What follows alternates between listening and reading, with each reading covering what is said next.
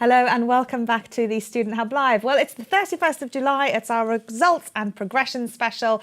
Welcome to all the new people who've been popping in today. We've been having a really good morning so far, covering lots and lots of essential things that you need to know. We had a great session with Simon Bell on online learning beforehand. We've looked at study intensity. We've looked at the whole idea of what your results actually mean with Matt and Georgina. And we've been starting now to look through the levels of your study. So this session is looking at level 1 to 2. So when you've done the 120 points of level 1 credit and you're starting to get to level 2, things ramp up. And I think a lot of you out there are in this situation. So let us know what you're studying. You can see the widgets that are in the Watch and Engage box. Just select the one that applies to you. So we'd like to know which level you're studying, level 1, 2, 3 or postgraduate, and which subject are you studying. Now, this is a trick question. You can put up to 3 things in there, but you might only be studying one subject, in which case you need to put a full stop in the other boxes or your results won't submit. So let us know what you're doing. It might be a range of things, but it would be great to hear from you. Poor old HJ has been doing a sterling job and we've been feeding him substantial amounts of sugary snacks so that he can keep an eye on the chat. But it's great to have all of your feedback and your comments and your support for each other. That's what makes these Student Hub Live events so special to us, is your support for each other and ideas and tips that we like to steal and share more widely. So thank you, HJ, for that. How's everything going? Have you replenished your supplies? I have, yes. I'm still only at -3, which is good. And I've had lots of sugary stuff, which I think is about that time anyway. I think lots of people are eating cake as well. This seems to be a staple for OU students' lunch. I don't think, it's like if we had an official lunch, this would be it. I'm not sure if, that's any good, but... It's no good, HJ, because I've actually, in all seriousness, I have had complaints from people saying that we shouldn't talk about sugary snacks and biscuits quite as much as we do, because there are healthy food alternatives available. Yes. And actually, I'm a very healthy eater, so I agree. I agree with lots of this sort of stuff. But anyway, eating, it's 1 o'clock. Eat. You need to eat, especially if you've been here with us for a bit. Okay, so Sue and Nick, welcome to our mad world here. That is the Student Hub Live. Now, you've got a very difficult task because we're going to look at some of the key developmental skills that are evident from level 1 to 2. And things get a lot more harder. Lots of stuff is happening here. It's getting a lot more exciting and it matters more.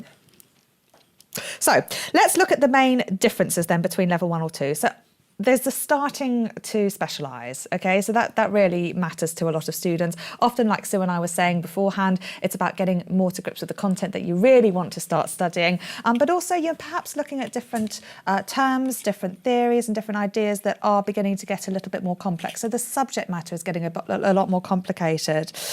So, Nick, what are some of the pros then of this whole idea of specialism for students? What can people look forward to about getting what they actually want to study? So as you say, basically I think the main thing would be hopefully they're choosing something that they're more interested in, because obviously a lot of level 1 subjects have been quite general, which is great in terms of developing study skills and a breadth of subject knowledge. But at level 2, for most students, they're choosing something that they're probably more actively interested in, which of course can be a great boost in terms of their enthusiasm for the subject. But as you've already warned, the level of understanding is greater, so therefore, to a certain extent, they're going to have to work in a different way, maybe make sure that they have the exact right sort of preparation from level 1, so they know all the basics before they move on to level 2. So it's very important to be prepared well, because all that first year level 1 stuff will be required in level 2 as well. So it's good to have the foundations, but what I've often noticed accompanies this shift is a decrease in grade. So students at level 1 may have expected a certain grade that may get a little bit more complex as they're moving to the second part of level 1, so the level 1 to 2, year 1 to 2 that we were talking about. But level 2, things are arguably a lot more challenging, and sometimes that can mean that there is a decrease in grade. Now, Georgina and Matt and I were talking this morning about setting expectations in terms of study and thinking about what you wanted to achieve, and also thinking about the difference between grade levels in terms of the skills that were being looked for within those areas.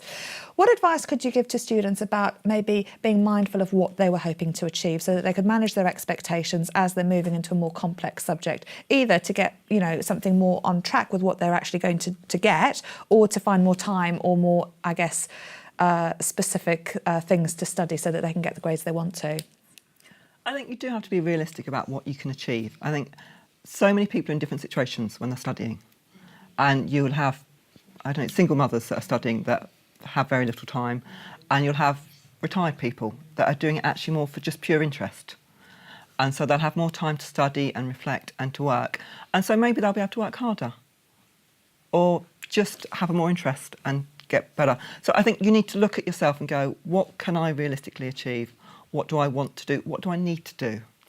And actually just look at yourself. You can't really look and base yourself on other people. You've got to look at just what you want to do. And if you are worried that you're not going to be able to achieve what you want to achieve, then talk to your student centre, talk to the student teams and see what advice they can give about how you can actually achieve more. Again, talk to your tutor, find out exactly what it is at that level that you need to give to feedback. Because I think a lot of things change between level 1 and 2.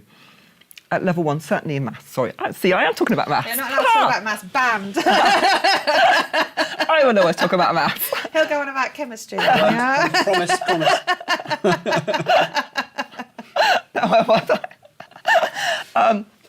Certainly at maths, we kind of, you get to be a little bit fudgy with the language at level 1. Yeah. Whereas at level 2, there's certain specifics you're looking for. And when you ask a student a question, you're looking for those key points to be mentioned. And at level 1, maybe you could get away with it and you still get full marks. At level 2, you won't necessarily. Okay. Because it's just getting more technical. So really. is this the same in chemistry then, where you're expected to have a sort of fluidity with some of the language, being able to use words in the right context? Words and ideas, I think. So basically, and I think it's probably fairly similar to maths, unfortunately, in this regard, is that there's a foundations that you build upon, and you use those foundations throughout your study of the subject. And there are other subjects like that.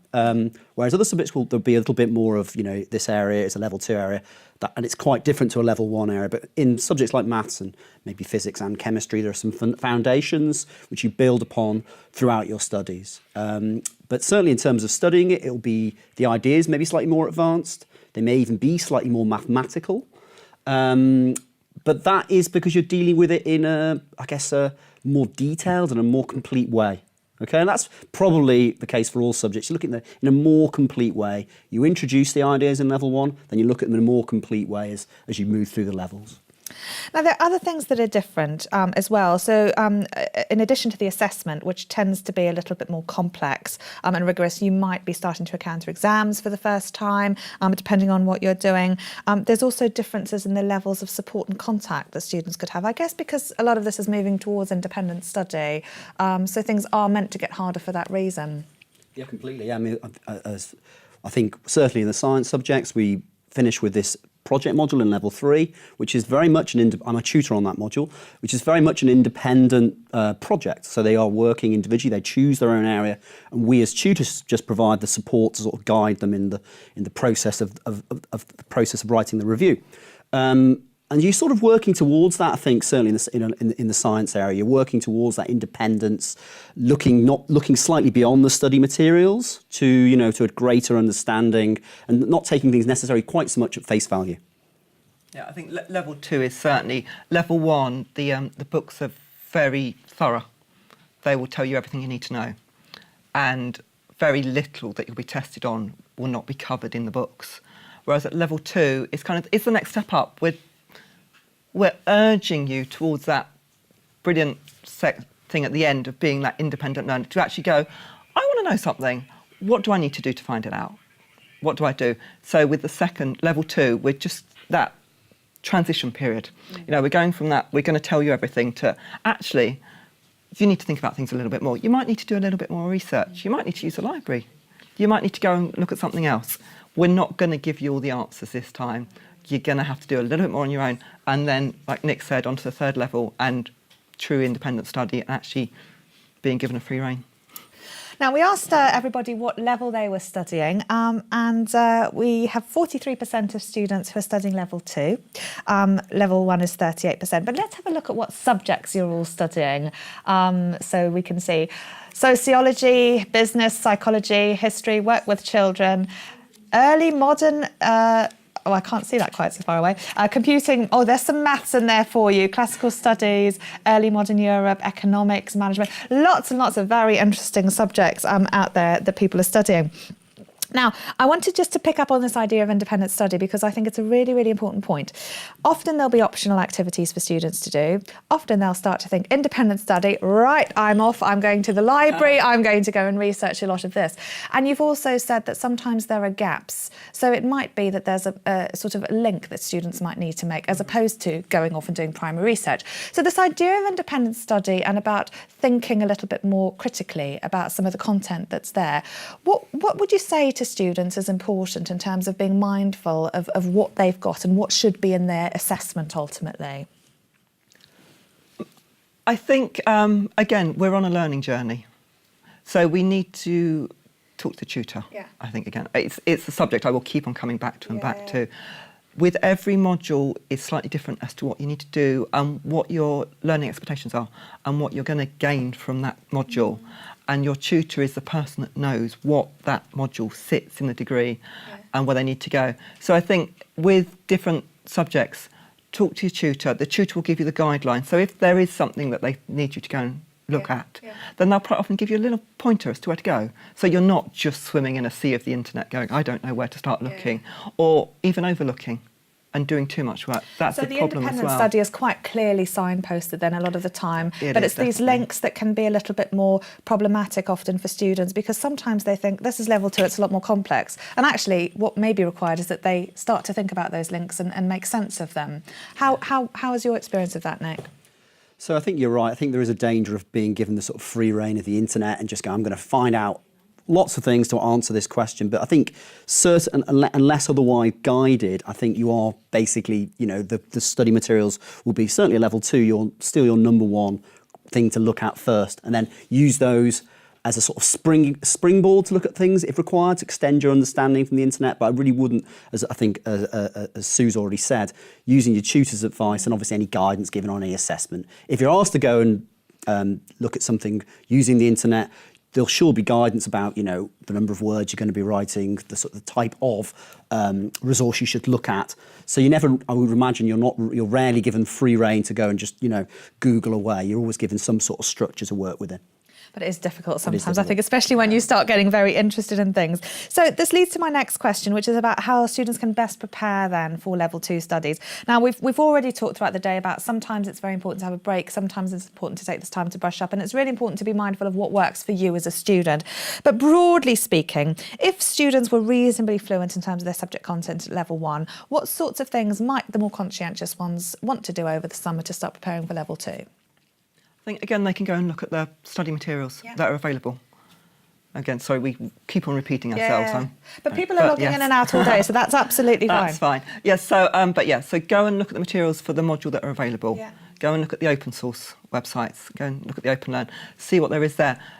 Look at the different languages. I think one of the things we can't stress enough, is there will be a marked difference between level 1 and level 2 with the expectations of how a student produces their work. We are trying to just progress students throughout the whole degree from a beginner up to actually maturing. And so this level 2 stuff, it'll just be a little step up and the work will be phrased in a slightly different way.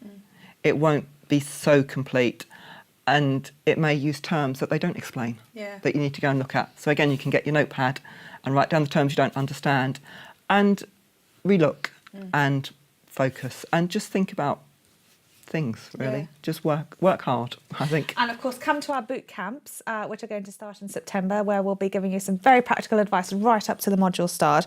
But for the summer then, we've mentioned various Open Learn materials, but the qualifications websites can be a really nice portal for students. And STEM, in fact, do some boot camps and various things where there is a more complex requirement. So how might students then sort of make the most from their qualification websites? Well, as Sue's mentioned, certainly in the science area, we've got a few sort of boot camps or what we call Get Ready For, which is complementary to the Are You Ready Fors, which of course are a great thing the students look at, which are available before the start of the module to get some practice, to make sure they know the key things from their earlier modules to feed through to the level 2. So in terms of these qualification websites, we have links to things about careers as well as just educational help. And in our boot camp type things, which I know a little bit about, is we have lots and lots of questions and answers, basically, just to give the students a bit more confidence, so that they have got this fluency that I've mentioned already. Okay, so it's quite important to, you know, give yourself an opportunity to make sure that you do understand what essentially people will expect them to understand a little bit in level 2. Okay. Now, we've talked about content, but there are also the skills. And these are an important thing because, again, when you're trying to make conceptual links between things and thinking a little bit more critically, doing a bit more independent study, there are different cognitive skills that are being assessed. Now, these are quite hard for students to get to grips with often because, well, they're hard to explain as well, aren't they? You know, be a bit more critical, make links, etc. But a lot of this is about making space. And Simon gave a really good session earlier about online learning and thinking laterally, using mind maps, thinking of ways of making connections, of identifying the things that were really important, that were trying to be delivered by the module team in terms of the content for the overall module. But what would your experience be in terms of these skills then that students need to start thinking about? And is there anything that they could do in their spare time to maybe shift some of those things from the descriptive to the slightly more evaluative? I think they can have a look at the Study Skills website, which is a really good place to start, because the Study Skills website does actually look at further studies as well. So they can actually look, they've got the basic study skills, but then they can look at ways that you can actually reflect on the study skills you've got and actually move forward to make better note-taking or more analytical thinking. And so actually looking at those more progressive skills that we're trying to teach at level 2. Now, there are things here that you've listed, like critical reading techniques, considering your own learning style. I mean, a lot of these things sound difficult and complex to do on your own, but they can be taught. I mean, there are frameworks, there are ideas around sort of having a scaffold to look at something more critically. But equally, it's time. So might this be a good time? If there was one skill you think that might sort of really benefit students in this break, what would it be? What do you think? Well, I guess it depends on the subject area and the student a little bit. Yeah. But I think I'm sure that sort of ability to sort of almost even just because I think the amount of material is probably going to be slightly greater at level 2. So even just that sort of even speed reading or ability to digest information, that would be useful. Précis, text and picking out the key points. I mean, these were the kind of things that I think I would probably use this time to do. You can just work on that sort of stuff, that sort of generic skill, which will help you digest the material more. Yeah. That's my view anyway. I mean, a lot of students will have techniques that they use, but there are also lots of different techniques, and sometimes when I've been doing tutorials I say, why don't you try this, why don't you try that, and people will go, well, yeah, but I really like what I'm doing actually, and I like to keep doing it. Would you say though it's a good idea to practice some of those things, and has there been a time in your academic careers that you've maybe tried a new technique that's actually shifted something in your ability to do something quicker or more effectively? I think so. I think one of the things that I tend to look at a lot is learning styles. Yeah. Because different people learn different ways, but equally you learn different things different ways. Yeah. Sometimes it's really good to, I don't know, listen to a recording of something and just listen to it. Other times reading something helps. Yeah. And so I think I would certainly use that time to actually explore different learning styles. I think, okay, the one that works for me is good, but actually in this time when I'm not studying anything critical, I could actually see if I could improve my learning technique and see if a different style works for me that I maybe not tried before. Think a little bit outside the box. And there are loads of ideas on the skills website. Yeah. Great. Just to add to what Sue said there, really, you obviously have a learning technique which you use, but there could be alternatives that are better. Yeah. So as you say, just looking for alternatives to see whether they do suit you, because you end up picking up, I think, a way of doing things, which isn't necessarily the best. It's just the one that you've kind of organically developed, and it's an opportunity to maybe, as I say, look at alternative ways of doing things. I mean, HJ, do you remember that time when you had that urgent assignment, and I'm the queen of like deadlines and cramming things in, whereas HJ likes to plan his work, and so I told him some of my techniques about doing things very quickly and trying to get the gist of things. Yes, I think that was just mainly a big panic, but I think yes, and I do really appreciate you listening to me in my panic. But I think one of the good things actually about having a short deadline is that you realise what's important, and just by identifying what's important and what's really big that you've got to do first, I think that's what led me actually to get it done in a very short space of time.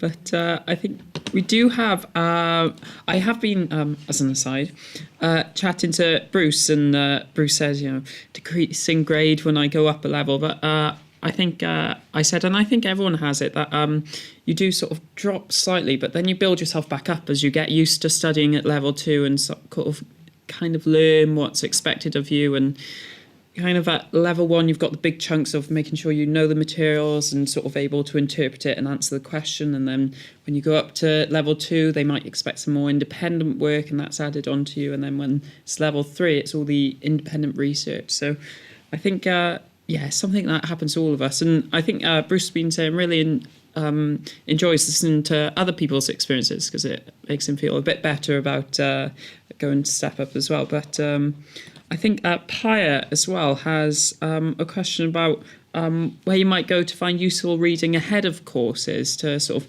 prepare and maybe get a bit more understanding beforehand in a new area of study, if you have any advice on that. I think, each of the subject websites generally have some ideas as to what you're actually going to study. So actually the module material, the module listing will tell you what you're going to study. And so you could look at some of the topics on that. I mean, you can look through the internet and see if there are various topics.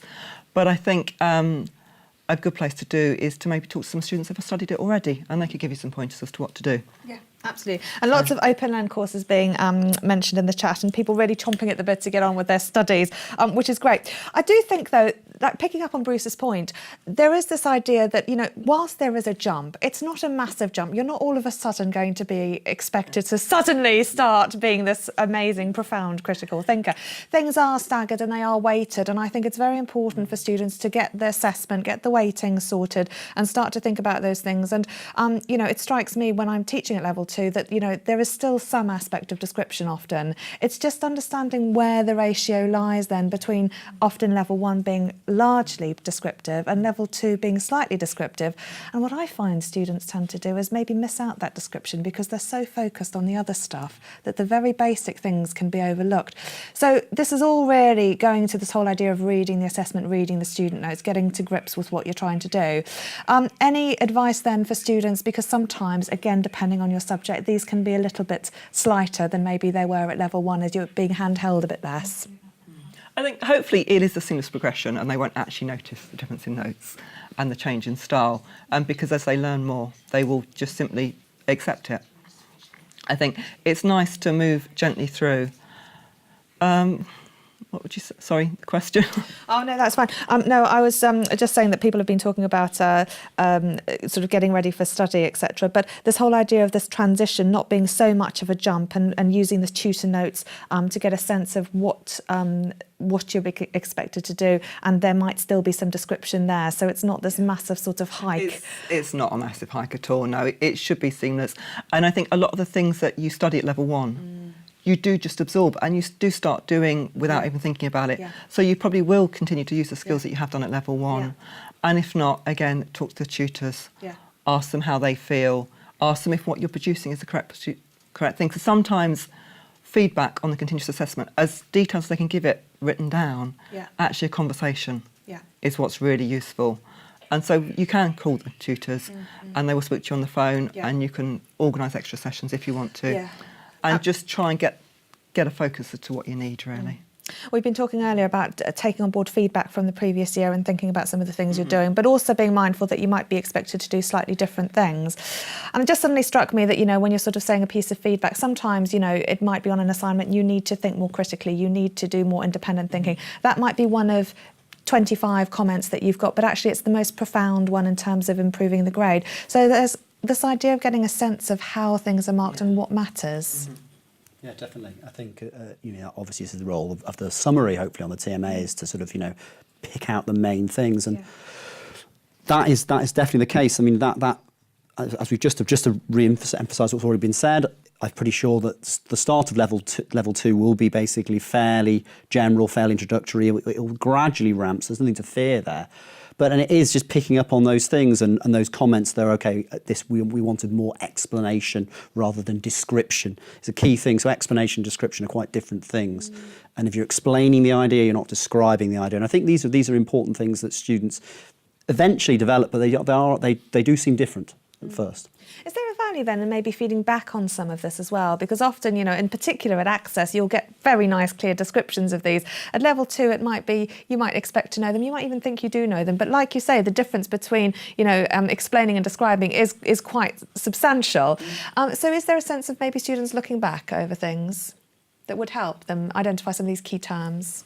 So in terms of the distinction between the two? Yeah, because often they're very well explained early on, and some of the study skills at level 1 are brilliant, and you think, you should really be doing this again, but often you think, I've done that, so I'm not going to go back and look over my previous year's modules, but they can be helpful. I think that's a really good advice, actually, because a lot of that stuff will be very much more covered at level 1, level 2, and it'll be implied. So we've talked a lot about content, but there are all those other things that need to reflect back on as well. Yeah. So again, because you can't remember everything from No, level of course 1, not, can you? Okay, brilliant. So the take-home point here is that this level 2 thing is quite different, but it is staggered, and it's this bridging between level 3 where you're doing a lot more independent thinking and level 1 where you're doing a lot of describing, and so it's somewhere in the middle. And I guess identifying what the priorities are at this point is really important, using your tutor for information, using your peers, and talking around subjects. It's just a change of focus, that's all, just a subtle shift in focus, which most people will cover without even realising they're doing it. I think certainly as the content they're studying becomes more detailed and more directed, then they will gain that focus. Brilliant. Well, thank you both, Sue and Nick, very much for coming along. We've had lots of people talking about how they can access information. So our next video we're going to show you is accessing information from the online library. Hopefully that will give you some steers and tips and addresses the final point that we were going to cover in our session. Level 2 is brilliant. It's a really, really fantastic chance to explore the subject in a lot more depth that you're working towards. So do enjoy it. We'll be back in a short minute to look at level 2 to 3 with Eleanor Betts. And we're going to have a particular emphasis there on some things that you can do over the summer to start thinking more critically. So even if you're still at level 2, this really will apply to you. Stay with us, and we'll see you in a few minutes after this brief video about the library.